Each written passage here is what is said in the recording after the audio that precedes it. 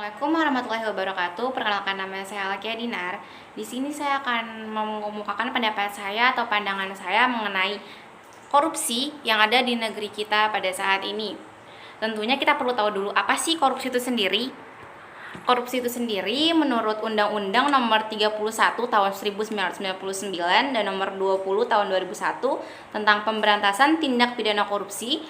Korupsi sendiri adalah perbuatan setiap orang, baik pemerintahan maupun swasta, yang melanggar hukum, melakukan perbuatan memperkaya diri sendiri atau orang lain, atau korporasi yang dapat merugikan keuangan negara. Tentu kita bisa melihat upaya-upaya tindak pidana korupsi itu sendiri sudah berlangsung sejak lama dan dengan berbagai cara, mulai dari sanksi yang diperberat namun kita tahu bahwa banyak sekali berseliweran berita-berita atau artikel-artikel yang masih maraknya terjadi korupsi di negeri kita ini.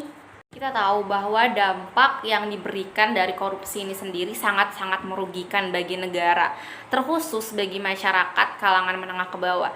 Tentunya mereka akan pada akhirnya itu menimbulkan sikap frustasi dan ada rasa ketidakpercayaan gitu loh kepada pemerintah.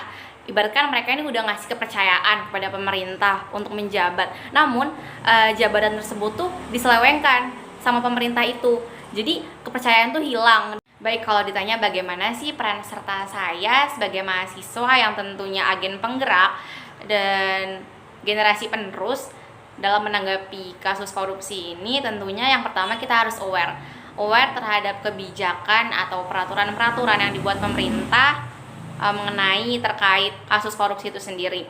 Misalnya nih, ada suatu kebijakan atau peraturan yang kayak bertujuan itu untuk melemahkan tindak pidana korupsi ini sendiri. Jadi kita tuh kalau misalnya udah ada kebijakan yang istilahnya melemahkan pemberantasan korupsi ini sendiri, harus kita kaji ulang, harus kita kritisi, harus kita analisis lebih lanjut gitu loh, agar tidak merugikan untuk hari ke depan. Seperti itu sih. Baik, sekian opini atau pandangan saya mengenai korupsi yang ada di negeri kita ini. Kurang lebihnya mohon maaf. Wassalamualaikum warahmatullahi wabarakatuh.